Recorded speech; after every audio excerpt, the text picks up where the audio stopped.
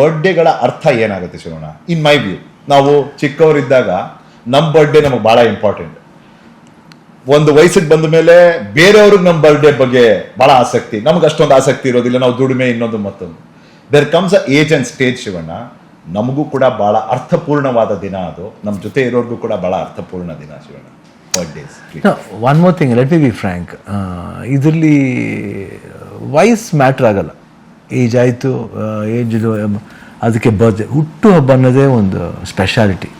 You should enjoy that birthday because it is that date is a particular date where you were born on that year, the same day, and that comes to you as a remembrance, and you are born for some father mother, and our father mother remembrance ಇದೆ. ಅವ್ರ ಬಗ್ಗೆ ಅನ್ಸ್ಕೊತೀವಿ, ನಮ್ಗೆ ಜನ್ಮ ಕೊಟ್ಟವರು ಅಂತ. Lot of things, all the friends will come, they greet, they wish, ಆ wishes ಇರ್ಬೋದು. And ಅದರಲ್ಲಿ ಎಷ್ಟೋ ಜನ ವಿಶ್ ಮಾಡೋದು, ಇದರಲ್ಲಿ ಎಷ್ಟೋ ಜನ ಪುಣ್ಯಗಳು ಬರುತ್ತೆ ಅಂತ. ಅದು ನಾವು ಹೇಳ್ಬೋದು. ಅಂದರೆ it depends on sometimes it depends. ಈ ಥರ ಏನೋ ಪ್ರಾಬ್ಲಮ್ ಆಗಿರ್ಬೋದು ಸೊಸೈಟಿಲಿ, ಆವಾಗ ವಿ ಡೂ ಅವಾಯ್ಡ್. ಬಿಕಾಸ್ ಎಲ್ಲ ಇರ್ಬೇಕಾದ್ರೆ ನಾವು ಮಾತ್ರ ಏನು ಮಾಡ್ಕೊಳ್ಳೋದು ಅಂತ ಒಂದು ಇದು ಬರುತ್ತೆ, ಆವಾಗ okay. But generally you should like your birthday, because human ಅನ್ಬೇಕಾದ್ರೆ you should have that enjoyment ಇರಲೇಬೇಕಾಗುತ್ತೆ. ಸೊ ಅದನ್ನು ನಾವು ಅವಾಯ್ಡ್ ಮಾಡೋಕ್ಕಾಗಲ್ಲ. But I love my birthday. I would love to enjoy. Of course ಜನಗಳು ಮೀಟ್ ಮಾಡ್ತೀನಿ, ಅಲ್ಲಿ ಒಂದೊಂದ್ಸರಿ ಜಾಲಿಯಾಗಿರ್ತೀನಿ, ಗಲಾಟೆ ಆಗುತ್ತೆ, ಅಂದರೆ ಕಿರ್ಚಾಡ್ತೀನಿ. See everything is there. ಅದೇ ಬರ್ತ್ಡೇ. ಯಾಕೆ ನೀವು ಹುಡ್ಬೇಕಾದ್ರೆ ಮಗು ಅಳುತ್ತೆ, ಕಿರ್ಚುತ್ತೆ, ಅದು ಪೇಯ್ನ ಇಲ್ಲಾಂದ್ರೆ ಬಂದಿರೋ ಒಂದು ಇದ. ಸೊ ಈ birthday is also like that. It gives lot of pressure, everything is there. So ಎರಡೂ ಎಂಜಾಯ್ ಮಾಡಬೇಕು.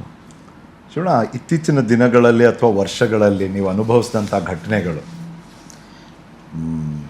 You lost some of your loved ones, you went through a health situation, ನಿಮ್ಮದೇ ಆರೋಗ್ಯದ ಒಂದು ಪರಿಸ್ಥಿತಿಯನ್ನು ನೀವು ಗೆದ್ದು ಬಂದ್ರಿ. ಇದೆಲ್ಲದರ ನಂತರ Shivanna, how much more meaningful ಈ ಬರ್ಡೇ? ಆಲ್ಮೋಸ್ಟ್ ಲೈಕ್ ರೀಬರ್ತ್ ಅಲ್ಲಮ್ಮ. ಸಿ ಆ್ಯಕ್ಚುಲಾಗಿ remembering of loved ones who goes away from us, we might think, ಅಯ್ಯೋ ಹೊಂಟೋಗ್ಬಿಟ್ನಲ್ಲ, ನಮಗೇನಾಗುತ್ತೆ ಅನ್ನೋದು ಬಂದಾಗ ಏನು ಬೇಕಾದ್ರೆ ಆಗ್ಬೋದು. And we are alive.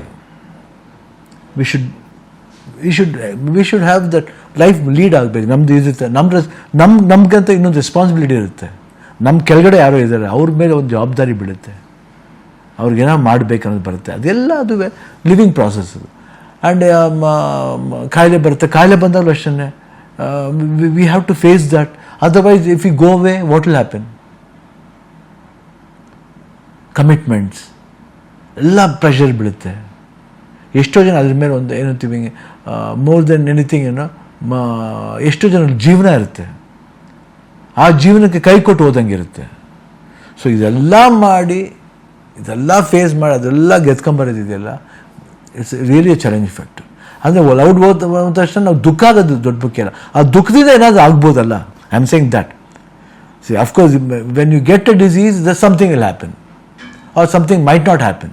So ಎರಡೂ ಇದೆ. ಅದೇ ಬದುಕಿರ್ಬೇಕಾದ್ರೂ ಅಷ್ಟೇ, ನಮ್ಗೆ ಗೊತ್ತಿರೋರ ಜೊತೆಲಿ ತುಂಬ ಕ್ಲೋಸ್ಡ್ ಒನ್ಸ್ ಹೋದಾಗಲೂ ಅಷ್ಟೇ, how we take that, how we digest that, keeping the good memories. And ನನ್ನ ಇದರಲ್ಲಂತ I don't feel that somebody has left us and gone.